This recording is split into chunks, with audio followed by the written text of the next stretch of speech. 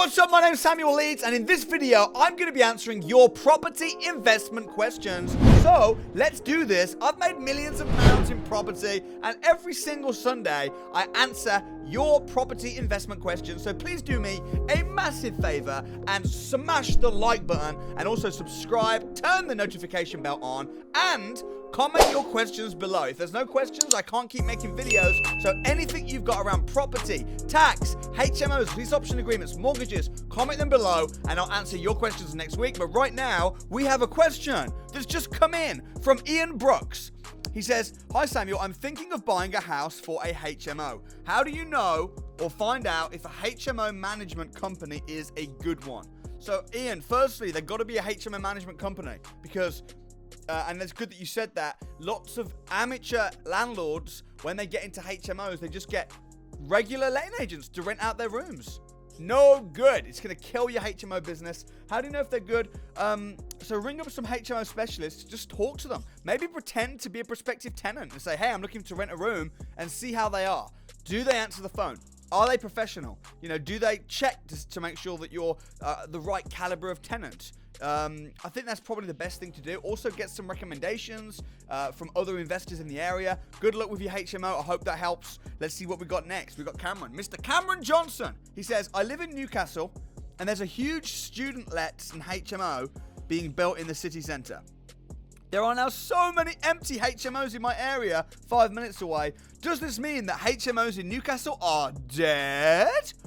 No, HMOs in Newcastle are not dead. I don't know Newcastle very well, but I know they're not dead. Because, look, you've said that there's a student lets being built in the city centre.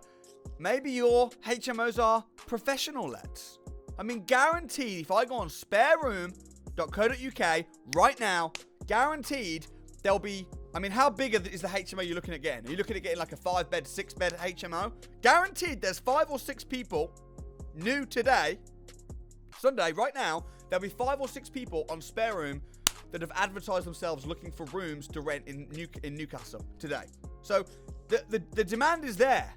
The supply is also there. So what you need to do is you need to make sure that your supply is good, competitive, not just in price, but also that you can get some nice high-end good properties guaranteed in Newcastle. Newcastle's cheap anyway, so the return on investment's really high. It's not dead. Absolutely not. Man, maybe Cameron, maybe I'll just come to Newcastle, do a financial freedom challenge just to prove you wrong, but 100% not dead. All right, next. Colin says, "Great videos. When you remortgage a property, do you use a broker or is there a company or direct remortgage way to get a better deal?" Yeah, I use a broker every time. Independent mortgage broker that will check the whole market, give me the best rates, the best deal. Always the best way to do it. Zach Collins. "Thank you for answering my previous question. I've now purchased my first investment property." Boom! That's what happens. You ask questions, I answer them, then you go buy investment properties and we get wealthy. Good job. Congrats. "My question now is, when mortgaging a property to rent out, do you recommend interest-only mortgage and make more income, or clear off the mortgage to benefit in the long run?" I always recommend interest-only mortgage. And not only do I recommend getting a mortgage, but I recommend paying as little as possible and not paying down the mortgage. If you get a repayment mortgage, it's going to wipe out a lot of your cash flow and you're going to be forced to have to put down that each and every month. If you have an interest-only mortgage, hey, if you feel like paying down the mortgage, you can. But you're not forced to on a repayment mortgage. So interest-only is the best of both. But personally, I wouldn't save up to pay mortgage off. I'd use all that cash flow to store up to invest in more properties. And invest in better, bigger properties. So interest only all the way. That's my opinion. Okay, Ali Mo. "I have a 3-bedroom property and now I'm thinking about making it into a HMO. How do I do that? Do I need to speak to the council or something?" A lot of HMO questions today. I'm loving it. So if you want to turn it into a HMO and it's a 3-bed, depends how many rooms. Generally speaking, this is a rule of thumb. If there's 4 people in the house or less, so if you've got 3 rooms, maybe you turn one of the sitting rooms into another bedroom, you've got 4 rooms, you will not need planning permission, you will not need any licensing, so you're not going to need to do anything legally. Sure, you need to make sure the house is safe and nice, put fire doors, make sure it's safe and it's appropriate. for 4 people. The room sizes are 70 square feet, but you won't need to go to the council to seek any kind of approval or get any licenses. Generally speaking, now there are some exceptions. If it's in an area that has selective licensing, you might need to get a license, but generally you don't. And also, if it's in an Article 4 area, you will need planning permission. So there are some exceptions. So my advice to you, Ali, is if you're not sure, it doesn't harm in picking up the phone and speaking to the council, or just Google it. Just Google, HMO rules in and put your area, and you'll be able to work out what you need. Do you need a license? Do you need planning permission? But I hope that gives you a bit of a guidance and rule of thumb. Thanks for your question. Okay, that G-Man says, when you buy a buy-to-let under limited company, does the 25% deposit qualify as a business expense? I wish it did.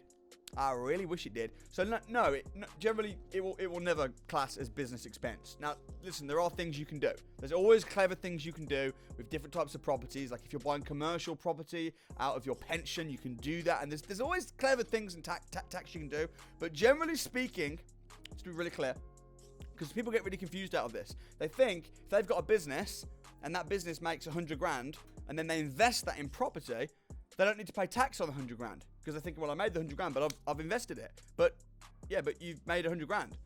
And whenever you make money, you need to pay tax on it. And no, buying property is not tax deductible. So I'm really sorry to break that to you, but you're going to have to pay taxes. Now, as I say, there's always, Robert Kiyosaki says, rich people don't pay taxes. And this is something I'm learning. I never used to worry about taxes until I started having to pay millions of pounds in taxes. And I'm like, geez, maybe I should stop thinking about taxes. Sometimes people worry about taxes too soon. Don't worry about saving money when you start out. Worry about making money. But as you start to make a lot of money, there are things you can do. But no, that is not tax deductible to put down money to buy a house. Hope that answers your question. Thanks so much. And guys, if you appreciate my channel, if you like my videos, if this is helpful, if you're still watching, I know you all are.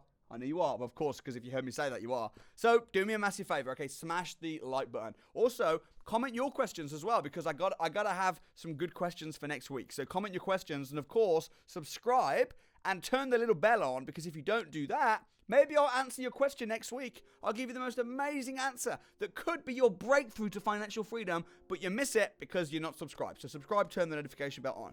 All right, Miles Yeoman says, hi Samuel, great informative video. I'm 19 years old, 3-year apprentice electrician. I'm looking at my first property, BRR. The property is undervalued and I believe I can add value to the property. The issue is, I'm unlikely to secure a buy-to-let mortgage. I have the deposit and refurb cash ready. The mortgage is my issue. With my age, any advice, it will be greatly appreciated. Miles, you just need like a mortgage host or something. Tenants in common, it's called. Speak to a broker about it. But if you put somebody on the property, even if they only have 1%, and then you use them as a guarantor to get the finance, and then in a few years' time, once your finance is better, you can refinance, kick them off. This is a very, very common thing that happens all the time. Obviously, I'm not a tax or mortgage advisor. I can't give tax advice, but there are definitely ways around it, and speak to a broker and get that sorted. Good job. All right, Matthew Delahunty. I'm just about to complete my first freehold flat. Congratulations. Love to see people doing deals. My intention was to put it on Booking.com. It's in North Bristol. I would like to know if Booking.com is still a viable strategy, or should I put it onto a long-term tenant? So if you've got a freehold flat, firstly, you've got no head lease issues. As long as you've not got a mortgage restricting you from doing it, it might be smart. Bristol. The hotels in Bristol are pretty buzzing right now, as far as I'm concerned. I mean, I don't know Bristol super well. I would say, firstly, maybe even walk into some hotels in North Bristol and say to the receptionist, have you got any rooms tonight? And if they say no, you can say, okay, well, are you booked up a lot? Like, what's happening? And find out what the area's like for hotels, because if you're going to put your property on Booking.com, you're competing with the hotels, so you want to see in the area what the hotels are doing. Look at what the competition are doing. Look at how busy they are. Go on Airbnb and see what's happening. Find some like-for-like freehold apartments and look at the calendars. It's all free information you can find. You just need to know where to look. But, hey, why not give it a go? Stick it on Booking.com. See what happens. And if it doesn't work, then change it over. Maybe that's your answer. But, personally, if you stick a tenant in there on a 2-year lease, you'll probably be disappointed because you're going to get 2, 3, even 4 times the amount of profit potentially by having it as a serviced accommodation on Booking.com. So definitely pursue that. Good luck. KM, how long does it take to be able to refinance your money? Is it 6 months, or can you do it as soon as you have added value? So some lenders will let you refinance within 6 months. Like, I mean, listen, they're always changing. Last time I checked, Kent Reliance would let you refinance immediately before the 6 months. So you buy a house, you add value, you can refinance and pull your money out straight away. Precise Mortgages, same story. I don't know if they're still doing that, but there are lenders that will let you. But generally speaking, if you are prepared to wait 6 months, you're going to open yourself up to a lot more lenders, and you're going to have a much better rate. You're going to be able to get a better deal. But there are lenders that will let you refinance before 6 months, yes. Vinay, recently finished your Buy Low Rent High book. Thank you so much. It's a great book. It's a really good book. It provides good info. But you didn't mention what ROI would you recommend and what should be the least ROI that would work. So generally speaking, Vinay, I look for a 20% return on investment. Of course, if you're not putting in your own money and you're using some of the other strategies that we talk about in the book, like lease option agreements and, no money down deals, raising finance, you're going to get an infinite return on investment. But 20% of your own money is the minimum that you should really be looking for in my book. Burning Desire, good to have you back. Thank you for always commenting. You're amazing. Do you think house prices will still go down soon, like when the stamp duty relief is over? Also, how do you find houses that you can add significant value to? So house prices, sure. Listen, firstly, every area's got its own economy going on. I've said this before. I talked about London going down, Liverpool going up. Every different area's got its own economy. So to answer your question, do I think house prices will go down when the stamp duty relief is over? I think yes.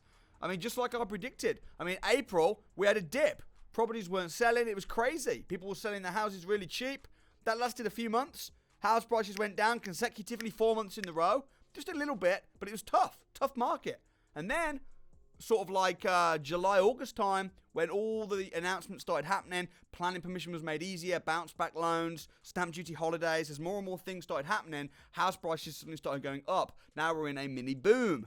And my prediction is that in 2021, there's going to be a housing crash. I've said this. I mean, everything I've always predicted for the whole last 5 years. I've been predicting stuff. I did a prediction video about 6-8 months ago, and everything's looking pretty much as I said. Of course, I've not got a crystal ball, but I look at patterns, I study trends, and I like to give my thoughts. So I think, I do think there's going to be a crash. I think that it will happen in 2021, but not in every area. Because in some areas, they've already crashed so low, they can't go down anymore. Like Liverpool, for instance. That's not going to crash. It's not going to crash 2021. But I think there will be a lot of areas that do. All right, Ollie Gedney. I want to do a buy-to-let. I would put down 25% deposit and borrow the rest from friends and family. Do they need to pay any gift tax or anything like that? Not sure if there's any tax implications when borrowing money. Thanks for your time. So, I don't think you need to borrow money from friends and family. If you've got 25% deposit, just borrow it from the bank. It's going to be much cheaper. I don't know why you'd borrow it from friends and family. But if you do borrow it from friends and family, any money that you pay them, they're going to have to pay tax on any income they make, generally speaking. Maybe get a tax advisor on that. But I wouldn't be getting family and friends. Just get a mortgage. Interest rates right now are absolutely bottomed out low. You can borrow money from the bank for next to nothing. Like 2-3% a year interest. And then you can invest it in properties that give you 20-30% return on investment. They're as low as they've been for a very, very long time, and you can fix them for a very long time too. So just go to a bank or go to a broker and get a loan from a bank, get a mortgage from a bank lender. Don't be borrowing from family and friends. It just doesn't make sense because they're not gonna want to lend you money at 2-3% unless they're financially retarded. Okay, next, Ash Davis. Hi Samuel, love the video. I have a large lump sum of money. Can't decide whether to buy one large HMO outright or maybe a few houses. Also, I live in London. Should I sell my flat here and invest in cheaper area so all the properties are in the same area? Ash, I would recommend you get some training. You've got some money, you've got a flat, you're looking at selling it. I mean, I would get some training. I would invest at least 10% of your money into yourself. Invest in yourself first and then property second. That'd be my first advice. Secondly, I'd be looking at doing BRR strategy, recycling your cash. So you're talking about, should I buy one outright? No, don't buy one HMO outright unless you're then going to refinance and pull your money out. You want your money to go as far as it can. as far as it can. All right, Jamie McDonough. I'll do this last one and then we'll wrap up. In an Article 4 area, does it make sense to buy an existing HMO there or not?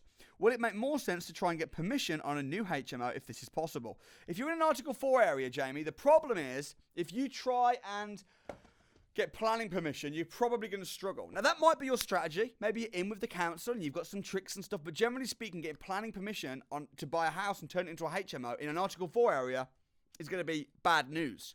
Buying a HMO that's already got planning permission is going to be expensive. It's going to be a premium because Article 4's in, so there's no more. It's like limited edition cars, limited edition HMOs. HMOs are going to get harder and harder, and they're going to be a thing where people go, oh, those were the days in like 5-6 years' time. So my advice would be find an area that's not Article 4. Buy there cheap, turn it into a HMO, wait for Article 4 to come in, and then you will own the premium, and you will have the grandfather rights. Get into HMOs and get in there fast, because honestly, the time right now is very, very good. So, guys, thank you for watching this. I hope you found it helpful. Comment your questions below. I'm going to be doing more videos. If you want to just watch more Q&A Sunday videos, you can check them out. I do it every week. Check them out up right here. If you want to see stories of people that I've helped become financially free, check them up right here. And please don't forget, do me a massive favor and subscribe. Just take 5 seconds to subscribe. You can do that right here. Thank you so much. I'll see you next time. Peace out.